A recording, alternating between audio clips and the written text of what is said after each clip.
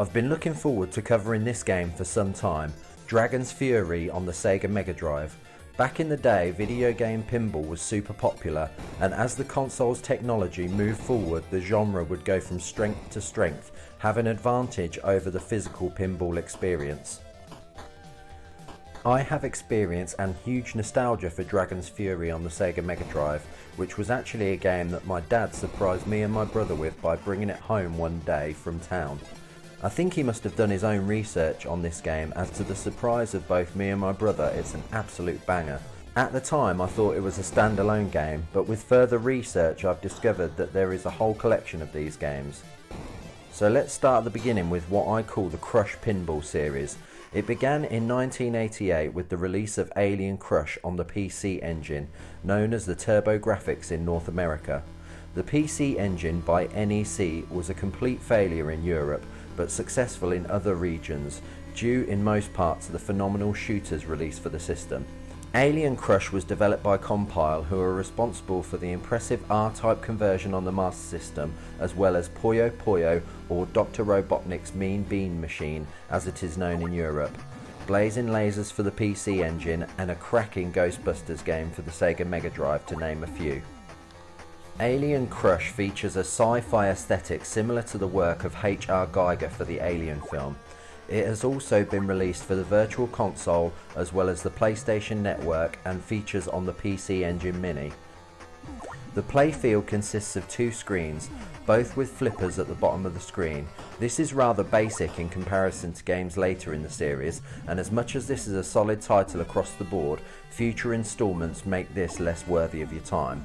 There is a tentacle monster, a brain and alien skulls at the top of the screen, while the bottom of the screen contains aliens on the fringe and a mother alien in the centre. As you can see, the graphics are colourful and appealing to the eye, and the sound fits nicely with the aesthetics. There are 4 separate bonus tables in which you will need to master to earn serious points. This is what really appeals to me about this series of games. They aim to do all the things that can't be done on traditional tables, such as sprite characters and special stages. The next title is the one that's closest to my heart, as previously mentioned. Devil's Crush for the PC Engine was released in 1990, or Dragon's Fury as it is known on the Megadrive, which was ported very faithfully by Tengen. The controls are simple, with the direction pad for the left flipper and the B button for the right. The A button can be used to bump the table for if the ball gets stuck, or if you have some serious skill to avoid impending doom. I really enjoy the hellish and devilishly distinguished aesthetic of this release, with skeletons, demons, pentagrams, monks and dragons. It's all very metal, including the music, which is absolutely fantastic all round. This game has a free scrolling table which is 3 screens high, each with a pair of flippers and 6 bonus stages. This is a game I can always pop in for a quick blast and do my best to rack up a good score. If you have some extraordinary skills and somehow manage to make the highest score possible on the table, all the 9s, then on the Megadrive version only you will be taken to a final boss with an ability to complete the game. There is a cheat code to access this stage which can easily be found online. Critically, the original PC Engine version is considered the better version overall, but I will always prefer the Megadrive version for its slightly greater speed and improved special stages. This is a fantastic conversion with only minor cosmetic differences, including a slightly smaller play screen due to the scoreboard taking up some of the screen real estate. The only real criticism for this game came from the ball physics, which seems slightly light to have the feeling of real pinball.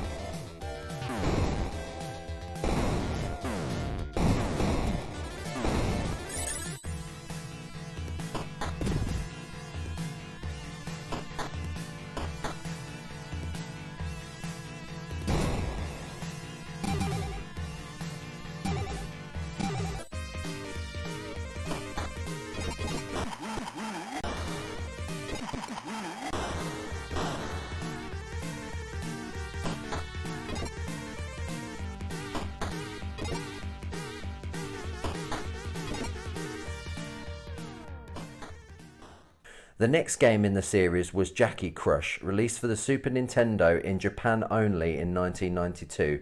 This game features a Japanese-themed depiction of hell, and although it has its fans, I've spent very little time with this title and don't hold any form of nostalgia for it.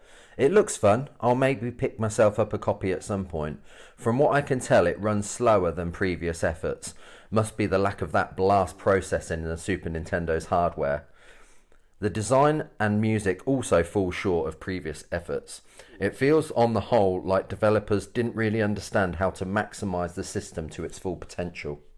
The final game in the series was released in 1993, and unfortunately it's also a bit of a stinker.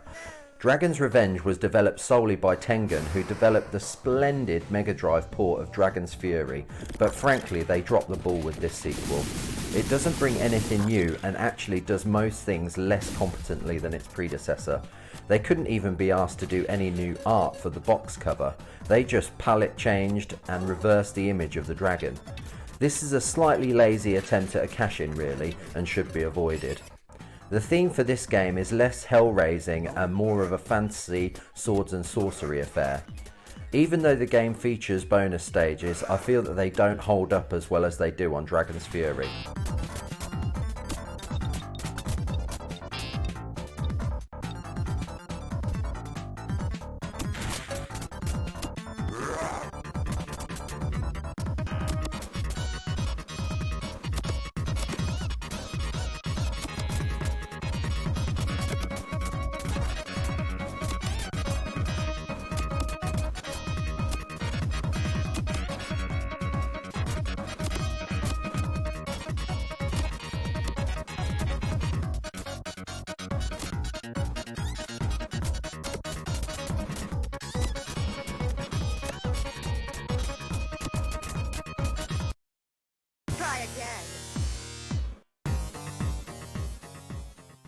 One final game in the series was released much later by Hudson Soft under the title Alien Crush Returns in 2008 for the WiiWare store, but I have no experience with this game, and with the WiiWare store now closed, I fear it will be one of those titles lost to the digital download age of gaming.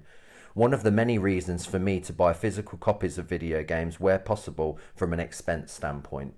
These games have influenced all video game pinball moving forward, including Pokemon Pinball for the Game Boy Color and Game Boy Advance, Pinball of the Dead for the Game Boy Advance, Metroid Prime Pinball on the DS, among many others. Dragon's Fury is my favourite in the series, highly recommended. I hope you have enjoyed my content. Please feel free to like, share and subscribe, and get your geek on with Jig Retro.